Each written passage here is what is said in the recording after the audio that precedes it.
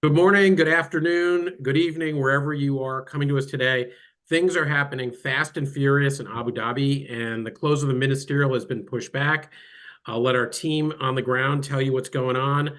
Our speakers have been pulled into another briefing today in less than 30 minutes. So we're going to have to end early today. So for them to head back into the ministerial, again, which the end point has been pushed back. New proposals have been put on the table by India and South Africa at the 11th or 12th hour, whatever you want to call it. If our speakers are able, we'll try to pull together another impromptu briefing. Anyone who registered for Tuesday or Thursday session, we'll send out a link for that. You don't need to do any other registering for an event. We might be short notice. It could be that these guys say, hey, we can speak in an hour, but we also have to time it for when might work in the US time zones with a 9-hour time difference to East Coast. So stay with us. We're going to do this quick briefing, get an update on what's happening right now in the moment from Abu Dhabi. We can have another briefing this week. We will. If not, we'll maybe try to pull something together very quickly next week to report on outcomes. So thanks for that. We have most of the panel and a new speaker pulled together who were with us. Thank you for joining us. Lisa, who's also on the road and zooming in. We have Sharon Bomer Lauritsen, the principal and founder of AgTrade Strategies. Tiffany Smith, Vice President, Global Trade Policy at the National Foreign Trade Council. Our moderator, Penny Naas at TradeExperettes. We're going left to right on your screen, everybody. If you haven't figured that out already. Ed Brzytwa, the Vice President for International Trade at the Consumer Technology Association. Kyle Johnson, who's new, wasn't with us on Tuesday, but is today with ITI. We have Christy Bliss, President of the Coalition of Service Industries, and online, we have Lisa Schroeter, Global Director of Trade and Investment Policy at Dow. With that, and Doug Peterson, who is not with us today with Pharma. He's one of the ones who got pulled back in because of those new proposals from India and South Africa that got dropped on with IP implications today. So with that, turn it over to Penny. Take it away. Yeah, so quickly, we're going to try to get you as much information as we can in a short amount of time. And if you have questions or you want clarifications on anything, feed them to Ken and we'll try to deal with them, but we will have to hop off promptly at 5 to the hour. So where we stand is that we're kind of at the point where certain issues had defined landing zones, but all of the China is kind of being thrown on the floor at the moment, and the delegates are coming together to try to see where they can put the pieces and put together the plates again in some kind of overall package. So everything is very fluid. I don't think anything has been fully, as of yet, kind of decided. But we're going to go through a couple of the big important issues for everybody on this call. And we're going to start with ag, move to e-commerce moratorium, and close with dispute settlement. So with that, I'm going to turn it to Sharon to outline some key points on where the ag negotiations stand. Right, thanks, Penny. And I'll just say, in agriculture, the situation may not actually be like what Penny described. The agriculture negotiations continue to occur, small groups, and we're expecting later tonight, possibly larger groups. Hopefully, possibly, cross your fingers, maybe with some potential text. The issues still involve increasing trade distorting farm support. On the other end, calls to reduce farm support, reduce barriers to market access, and there are various discussions on export restrictions. Positions remain still to be widely divergent, and from my perspective, seemingly quite entrenched.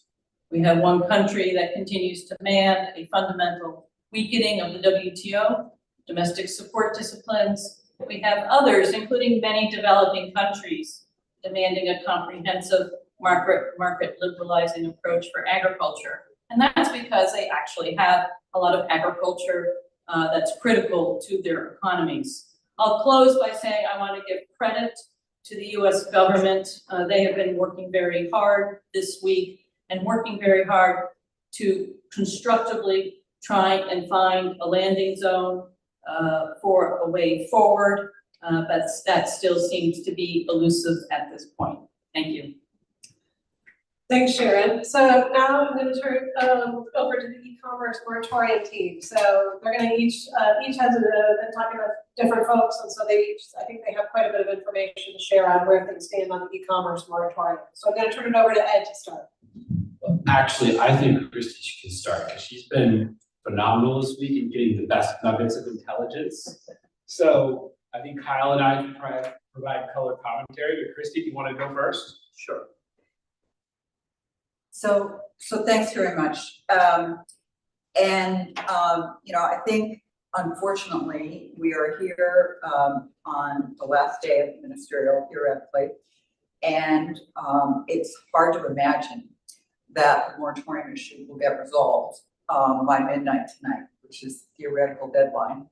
And so I think Penny's right when she said a lot of China's being broken on the table and sorted through. I think that certainly applies with respect to the moratorium.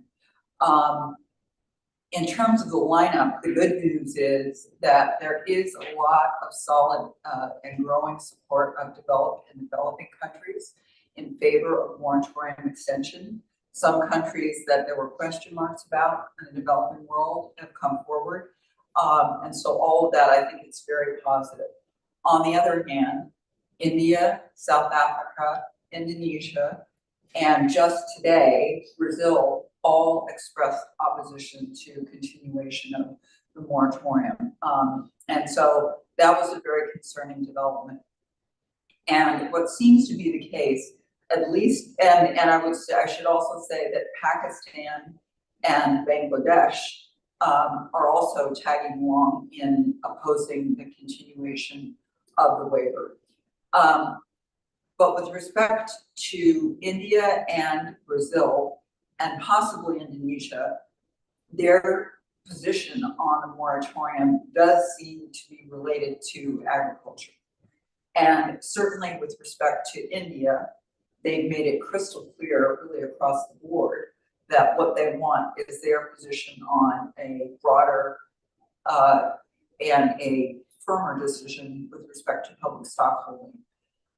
And so I think it's very clear they're holding the moratorium hostage as one of the things that they won't let go unless they get what they want on public stockholding. I think there also, unfortunately, are some concerns they have and things they might want to do if the moratorium were lifted, which is a concern. So India is a complicated one and not clear how they're going to budge. Indonesia has been quieter, but it also seems that at least along with the revenue side of things, their motivation is also to some degree motivated by what they might want on the ag side of things.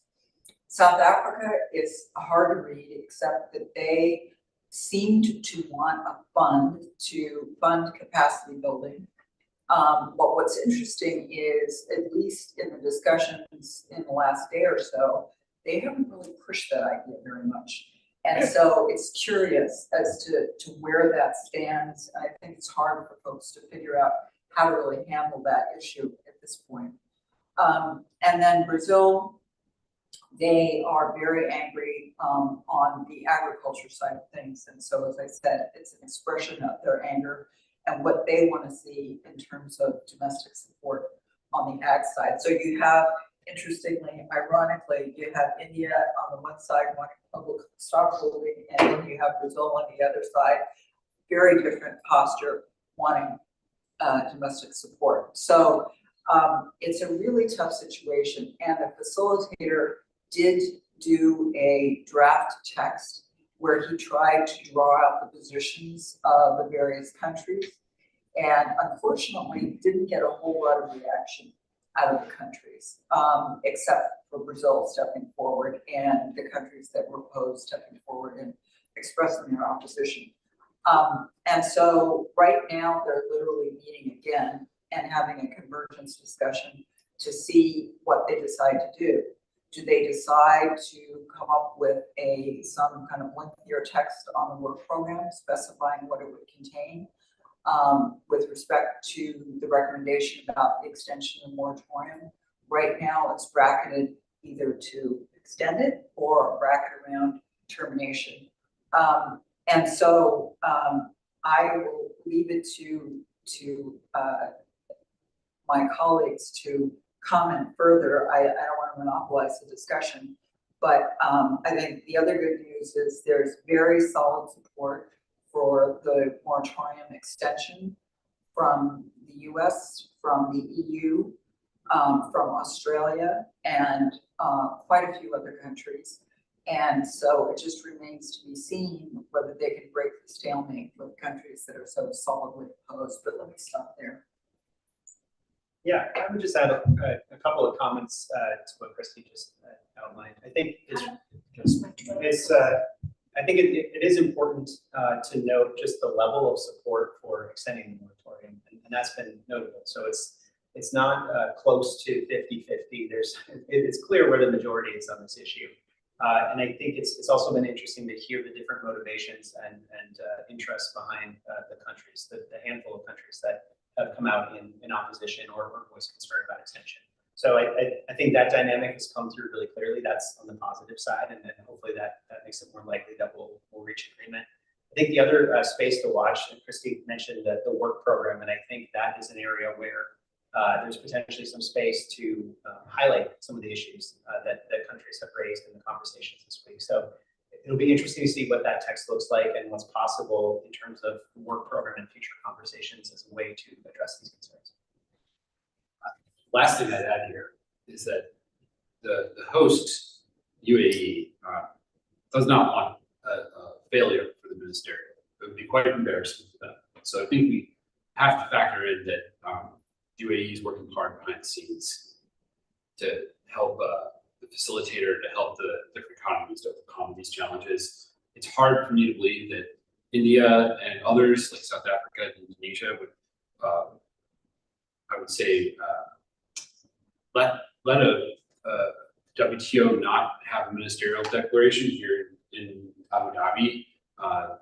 They would want UAE to save face. I think it would be important for them from a foreign policy standpoint. So this is right now, we're at the point where the real tough horse trading is happening, and it's across negotiating areas, as we've demonstrated already tonight. And I think it's going to go through the middle of the night and potentially all the way into the morning, and we're going to see and hear later whether we're going to get an extension of the entire ministerial conference to another day. And I mean, there's definitely precedent for that in the past. Frankly, I was always a little skeptical that there was no ministerial conference on Friday. Thanks, guys. So let me kick it over to Tiffany on dispute settlement, and then Ken, I'm going to see if there's any questions, and if Lisa has anything to add at the end before we close, then we'll do that. So Tiffany, over to you. Thanks, Penny. Dispute settlement is definitely one of those areas that looked like it had a landing zone in terms of a pretty simple paragraph of text that would have recognized the work that had been done so far, and then identified some areas that needed to be continued in order to come to a conclusion on the work by the end of the year.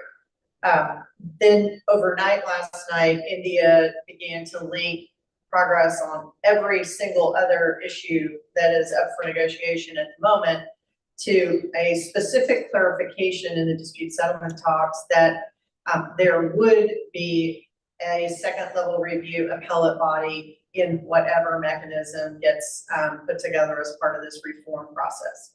And that is, I think it's just hostage taking primarily on their part, but it's introducing really difficult, complex political issues into the mix at a 11th hour and at a critical time, in particular for the dispute settlement talks.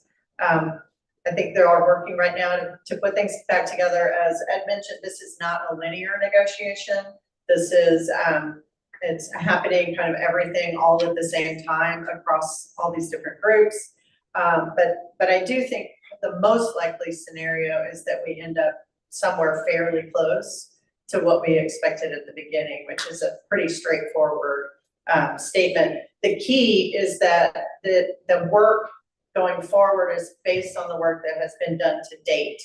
Because if we don't really capture and build from a lot of the work that's been done so far, you really run the risk that this all unravels and it can stalemate and you'd be back at ground starting from square one, and with a change in administrations or continuation, a new Biden administration next year, however that plays out, it can become much, much, much more difficult in the United States. And the same situation is happening in another number of other countries. So we'll watch this space and see where we end up. I would say, so we've kind of focused on the big three, I think. I would say that India is taking a lot of other issues hostage as well. They objected to the investment facilitation for development. 126 countries, a lot of developing countries have agreed to that text, and India and South Africa are objecting to that text being rolled into the WTO via Annex 4 and becoming a bilateral agreement. India came out and said that they didn't think climate change had a role in the WTO, and they didn't think that climate change should be included in the declaration. They've made a couple of other statements on other topics, but just to kind of say this is something that's going on in, I think, almost every single substantive area that's currently being discussed. Lisa, I wanted to check in with you to see if there's anything you wanted to add, and then Ken, we'll come to you if there's any quick questions before we have to jump. Absolutely. Just really quick, and maybe building, Penny, on what you were just saying on the climate space, that is one of the areas. Clearly, there was a ton of attention on opportunities to address trade and environment. And we do now have text from both the Dialogue on Plastic Pollution, where they, in essence, released a statement around on a wide range of the discussions they've been having to date and what might lean towards now next steps. But the TESD, actually, they went a little bit further and released a work plan as well as a meeting schedule now for the year going forward. So definitely an area where there's an intention to do a lot of work, or at least bring these conversations together to see if there might be areas of consensus to be working on going forward, certainly between now and the next ministerial. Ken, do you want to take on questions? Thanks. We have a couple who've come in, but both relate to the same thing. And we put in the chat the submissions by South Africa and India for the attendees, so you can have those and see what's been put forward. The question isn't a specific one about TRIPS IP, because I know none of you on the screen are the ones who are following that directly, but do you know how those issues related to diagnostics, therapeutics, TRIPS is getting rolled into the horse trading that's going on across silos? And is it all going to, I mean, I think it's a bigger picture question of, is the vision that this all gets rolled together and the trading is going to end up eventually happening across the silos? Trade-offs, excuse me. Anybody feel comfortable talking about that one? I mean, what I'll say here is that through much of the week, the talk about IP was, I think, relatively minimal. And that to me was surprising. We were hearing, oh, there's no conversation about the NVNI waiver. I mean, there was no conversation about TRIPS waiver extension. So I think that dynamic may have changed today. And so it's now IP has entered into the issue set for the horse trading. Yeah. All right, that's and I guess another question that just popped in. Can anyone on the panel quickly rehash I'm reading directly the words, what India is taking e-commerce moratorium hostage for? What do we think they want by holding up the e-commerce moratorium? Christy, nodding her head, maybe? Christy knows. So, yeah, we think that, well, ag is clearly one of them.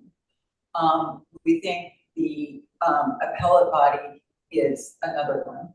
And then the third one is we get the sense that there is, for their own domestic reasons, some motivation for wanting to end the moratorium. And not because they don't understand that they would be hurting themselves in some respect, but it's because they may have domestic reasons why they want to impose duties in some respects. So we believe those are the three things that are really motivating them, but they are wreaking havoc in other areas too. I would say as well for India, they are very focused on building out their own digital public infrastructure, and they need pay force, and perhaps see customs duties on electronic transmissions as one of those potential pay force. And to clarify, China is also with the US and the EU, or Yeah. strongly Yes. supporting the Yes. rollover. Just as China was also the proponent for the investment facilitation for development agreement as well. So it's interesting that you're saying developing versus developing, including China, however you want to define that for these purposes. So. And if I can jump in, so thank you, Penny. There's now a third question, so I'm just going to throw it out. We're going to try to wrap in 3 minutes, so 1 minute on each of these. I think Sharon characterized Brazil as being upset with where things were at. Is this a new frustration or an older one? Can anyone clarify also what China's positioning? You know, are they? Is it something that's happening now? What's going on with them? If their minister left? And then questions about fisheries and JSI. Okay, that's 4 things. Any updates on fisheries? Any updates on JSI? What's up with Brazil and what's up with China? So in the case of Brazil and agriculture, starting a couple of months ago, they were clearly making their position known that if they do not get a program with established timeframes to move forward on a trade liberalizing agenda for agriculture, so that means lower trade distorting domestic support and enhanced market access, that they would object to any outcome here at Abu Dhabi. And so they are currently still positioning themselves with that outcome and that desire. If I could, one other thing just to throw in is that Brazil also, there's another item that's going on, which is industrial policy discussions, wanting to talk about in particular some of the subsidies. And Brazil has been making statements here with regards to the fact that they see a lot of potential countervailing duty cases that they may be filing because of the green subsidies that other countries or state support that's being given by other countries for some of their new green technologies. All right. Anything on JSI? So the JSI's domestic reg went into, we celebrated domestic reg on Monday, but again, India and South Africa are objecting to the JSI of investment facilitation. And then on e-commerce, there's nothing new to report on that one. Okay. And then lastly, any other elaboration on the Chinese minister leaving, what that might mean to what's happening right now? I don't know, but I mean, there was a readout by USTR of Catherine Tai's meeting with the MOFCOM minister, and she clearly raised the issues about China's state-led capitalism system with him again. So at the same time today, we saw 2 executive orders drop on data security and on connected vehicles, and both of them are really, yes, it's foreign countries of concern, but they're about China. Okay. I would just add to that, I think what Ray had raised is important, but it's also true that we understand that there are not that many ministers that are actually still here. So the fact that he left may not mean a statement in of itself. Yeah, it might not be related. Yeah, Okay. so. Previous scheduled engagement, and just he was planning to leave on Thursday. And okay, so thank you. Good note to end on. Really appreciated all the questions coming in real time, and we were turning those around as fast as we could. Thank you guys for making the time to be with us. Everybody, if this wraps at a time of day and folks are still available, we will try to pull together a really fast impromptu briefing. If not, we'll try to do something next week when folks are back on the ground in the US or wherever they're coming from. Thank you, everybody. Take care. We look forward to hearing from you. Good luck with all the work you're doing there, and safe travels, Lisa, for you. Thanks, everybody.